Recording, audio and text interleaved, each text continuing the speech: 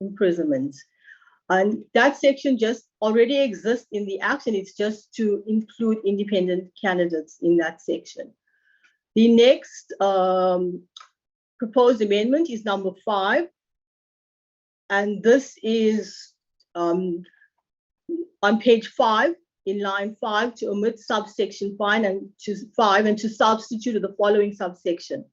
To read number 5, for the purposes of subsection 2 and 3, the Chief Electoral Officer may only provide the digits of the identity number of voters, which indicates the voter's date of birth and citizenship, except where the person who requires the information satisfies the Chief Electoral Officer, which indicates the voter's date of birth exceptional circumstances require, except where that additional requires the information identity number satisfies the Chief Electoral Officer and indicates the voter's date of birth exceptional circumstances require, except where that additional requires the information identity number protection and indicates the voter's date of birth exceptional circumstances require, except where that additional requires the information identity number protection and make that by the Chief Electoral Officer except where that additional of the voter's identity number protection and make that by the Chief Electoral Officer except where that additional of the voter's identity number protection and make that by the Chief Electoral Officer except where that additional of the voter's identity number and make that by the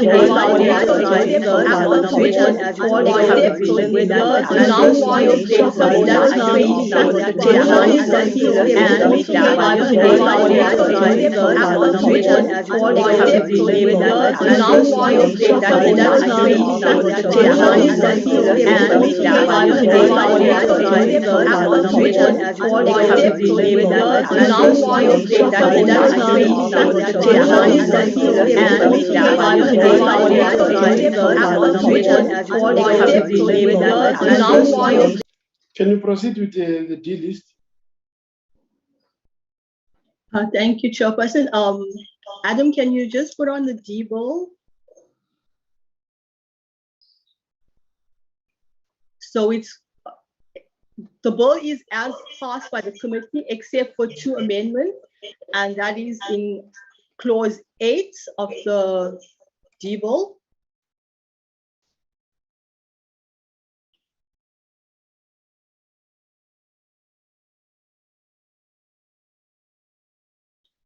So without me reading it again, it's exactly as written in the C list. It's just captured in the bill now.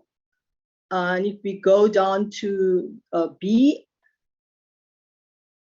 C, and D, it is as accords with the amendments, and E, it accords with the amendments that I've just read. And the next clause is clause 20.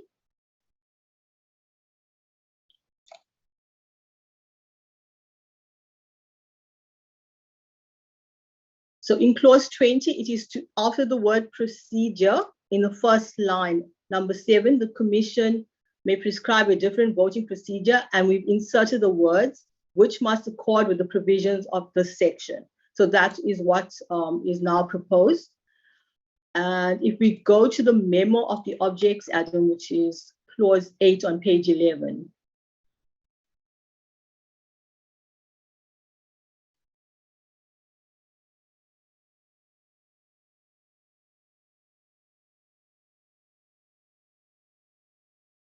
Clause 8. Sure. So, Chairperson, just to align clause, the memo with what is now being considered by the committee, we propose the following wording in the memo. Clause 8 amends section 16 of the Electoral Act by authorizing the Chief Electoral Officer to provide certified copies, extracts, or segments of the voter's roll to any person who paid a prescribed fee subject to certain conditions and the Protection of Personal Information Act 2013, Act number 4 of 2013. We'll stop further. The Chief Electoral Officer on payment of the fee must provide copies of the voter's roll or segments thereof to registered parties and independent candidates. The Chief Electoral Chief Electoral Officer may only provide certain digits of the identity number in the voters roll. So this is basically a summary of what was amended in clause 8. Chairperson, that is the C list and the amendments to the D bill, in the D bill. Thank you.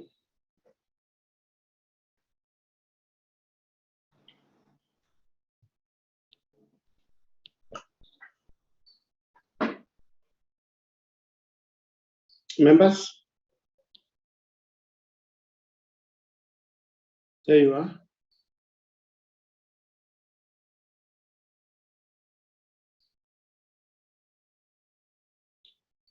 Honorable Ross, then Honorable Pillay, Honorable Asnath, Honorable Mtina, and Honorable Chabane. Thank you, Chairperson. So, Chairperson, I think we have a wonderful opportunity here to pass a piece of legislation that will be a credit to this committee, to the NCOP Standing Committee, and the whole process of public participation and stakeholders actually finding each other. And we must remember the purpose of this bill. It's for free and fair elections. That is the ultimate purpose of this bill at the end of the day. And so we as the Democratic Alliance, we reflected with the caucus after Tuesday. And unfortunately, because of the compressed timelines, we only get to caucus on Thursday. That leaves very little time thereafter to then further consult. And actually, we realize we're so close to being exactly on the same page. We agree with the purpose of securing of personal information from the general public. We agree it should not be available to the public. Then Honorable Mtini's input that we need to ideally have some checks of how parties and that are going to handle this data correctly. It's a valid concern. And the only concern we as the DA really raised is the ability to start a copy and has to confirm the voters roll, detect voter registration fraud. Now, I named one example off the cuff, but there are other examples, and I don't really want to go through all the different examples. I think we have subsection 4, which says that if political parties and independent candidates abuse this data, that they're going to jail. And there's a very specific clause here that the data must be used for electoral purposes. Otherwise, you're going to jail, you're getting a fine. So there is a sanction in there for that. And to really go through different examples of where not having the full ID number is going to have an effect. You actually need a workshop where different people come with their different perspectives on how the data is needed, how taking away certain numbers exponentially increases the probabilities of finding voter registration fraud. And so, Chair, I'd like to propose, to resolve this issue, an amendment to Clause 8, which amends Section 16 of the Electoral Act. And that is the simple removal of the words "and" open brackets 3 close brackets from subsection 5 to read as follows. For the purpose of subsection 2, the Chief Electoral Officer may only provide the digits of the identity numbers of voters. So, Chair, this will have the effect that registered political parties and independent candidates contesting the elections will have access to the full voters roll, including the ID numbers. And of course, political parties and independent candidates will not be allowed to make this data publicly available. It won't be made publicly available. And therefore, there will not be a privacy issue. I mean, in any case, we have the previous voters rolls already, and political parties have their own canvassing data. This is not canvassing data. And so the DA would go as far as to commit to submitting a plan to the Electoral Commission on how this information provided will be handled and protected in terms of the Protection of Personal Information Act. And this is in line with what Honourable Mhlini was suggesting. And should this amendment be accepted, we will support the bill, Chairperson. Thank you.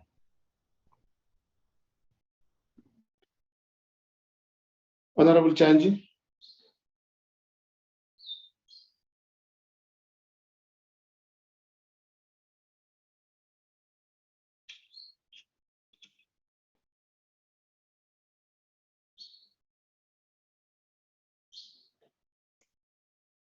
Honorable Pillay. Thank you very much, Chairperson. Let me first apologize for the video due to the bandwidth being low. But just to say that we welcome the amendments and support it. And I think it's very important to note that discussions at the PC level where recommendations were made have been taken into consideration. And to that end, I think we should not delay the process any further, and we should proceed with allowing for this to get to the NA. Thank you.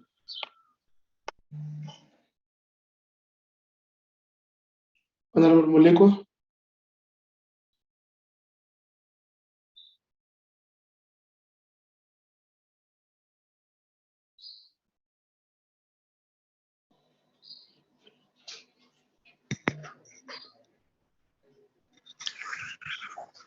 Thank you, Chairperson.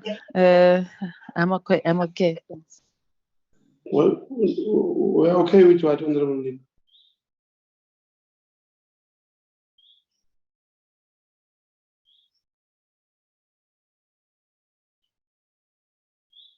Honorable Mtini.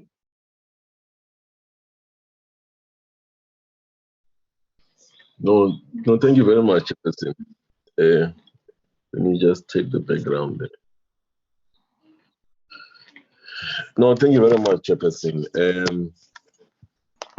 Having looked into this bill, and I've actually also done some consultation as well within my party to really check, and I just went into deep. And also, I even went in terms of description of the ID.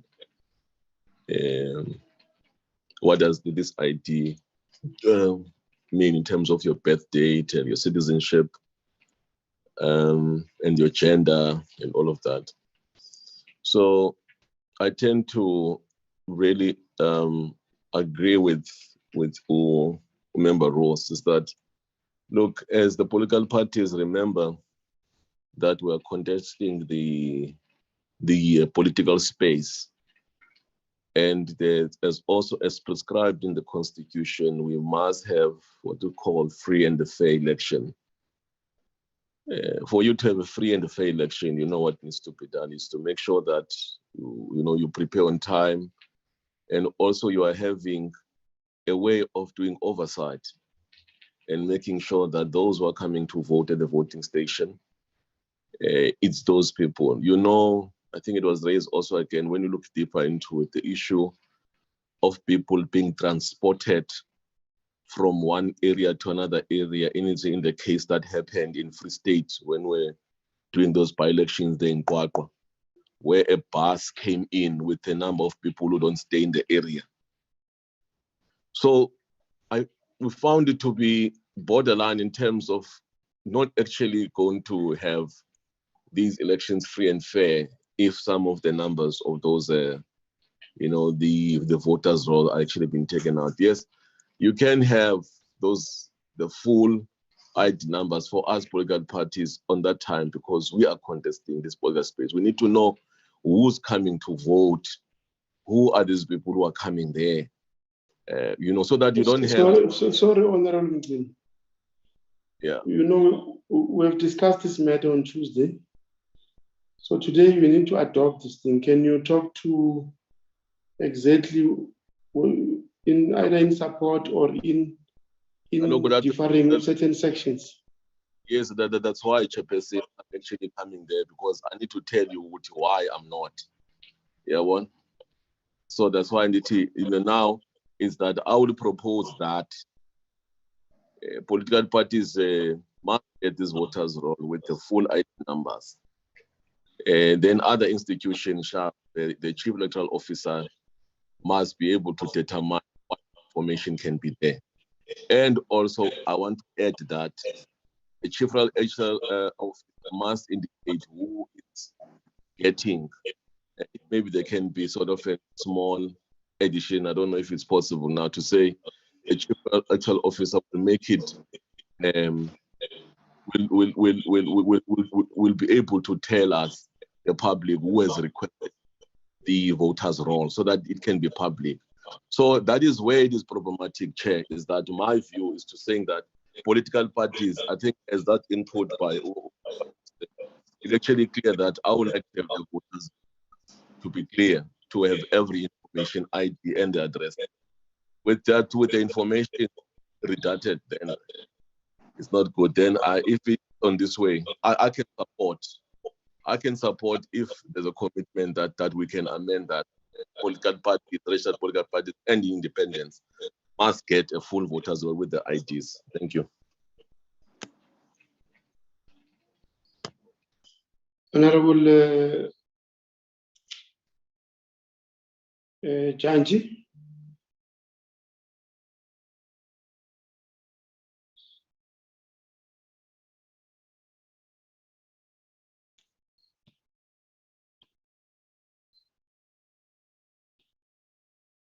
Honorable Malebuheng Mudisempia. Thank you very much, Chair. I think let me also take this opportunity and note and welcome the amendments that have been made in the report. I think I am satisfied with the fact that in the ID, the number 8 and 9 and 10 will not be revealed, and for the purpose of a privacy and the safety of our citizens. So for me, I think it is satisfying.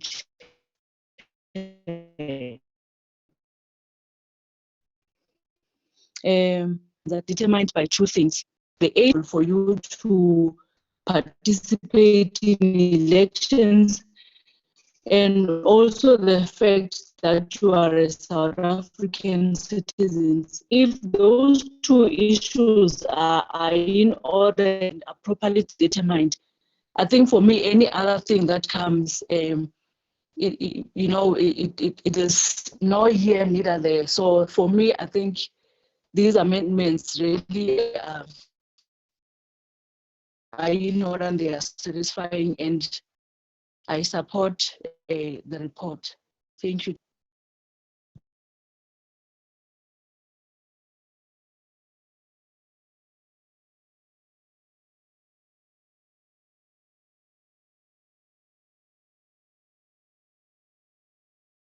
Thank you, Chair. I'm done. He's sleeping. Chairperson, please wake up. Yes, I can hear you. I was calling Honorable Molekwa.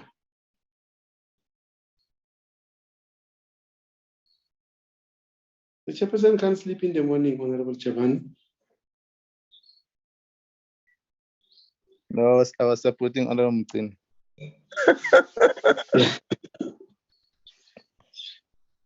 Molekwa?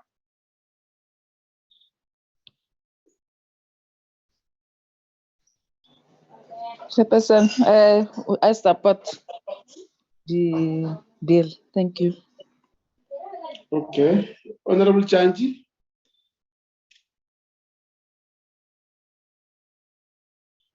He was never with us. He just comes in and out and makes noise and goes away.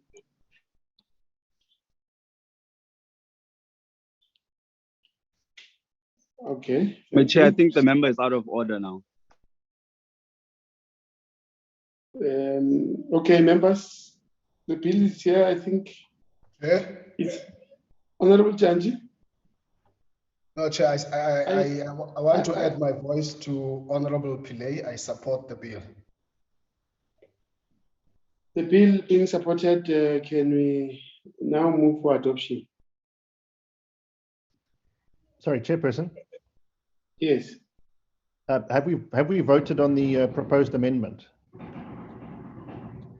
I see a majority of the members want the bill as it is. And it means they are not talking to your amendments, neither Mcini's amendments. So I think that will be a matter of the debate in the House on those amendments, because having listened to majority of the members, they say they support the bill as it is.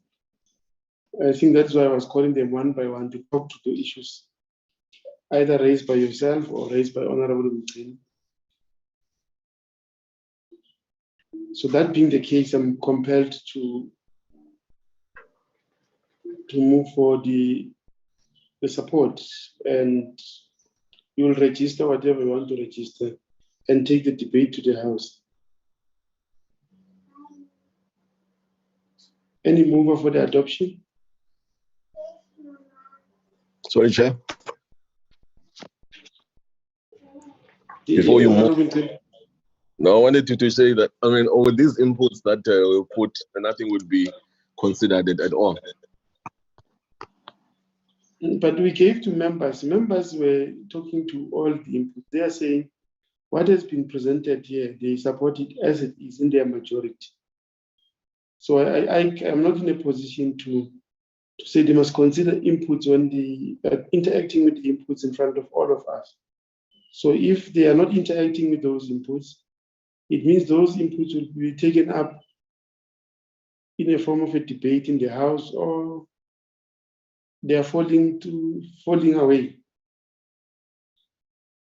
Because your input can't be one input. It must be supported by a majority. Chairperson, Yes. Modise moves for the adoption of the bill. There is a mover. Any seconder? Dyantyi Chairperson. the adoption. Dyantyi move for the seconds, the adoption.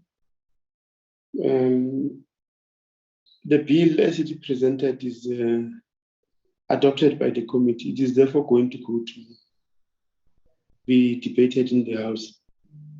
Chairperson? Next week. Honorable Ross. Chairperson, please note the objection of the Democratic Alliance. It's noted.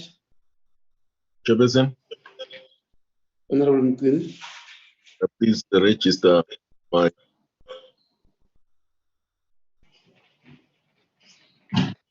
What must be registered? Please register my. I can't hear you, Honorable Chwako. Please register my registration as well. Okay. The Portfolio Committee on Home Affairs, having considered Electoral Laws Amendment Bill B22B 2020 and proposed amendments of the National Council of Provinces, referred to the committee reports with amendments. The report is considered and approved by the committee. So it will be 80 seats for the National Assembly. Agreed, Ram? Yeah, Chairperson, Yes. we need a mover and then a seconder for the report too. Any mover for this report? Dyantyi moves. Honorable Chairperson. Dyantyi moves. Pillay seconds. Honorable Pillay seconds. And thank you very much. I think the meeting is adjourned. Honorable Love, Acting Chair of the IEC, we're done with the work. It will be taken to the National Assembly. Thank you very much for attending, all members. We thank God it's a Friday. Happy Friday. Meeting is adjourned. Thank you, Chairperson. Thank you, colleagues. Thank you, Chair. Thank you, Chair. Now you can go to the doctor, Chair. You can, yeah, Chair, you can actually go back to sleep now. It's okay. Hey, Queen. Hey. Who's that? Who's that member there who said I'm like out of order? You want? Remember Dyantyi comes here wearing some body suit here. And then, you know, remember last time with the meeting,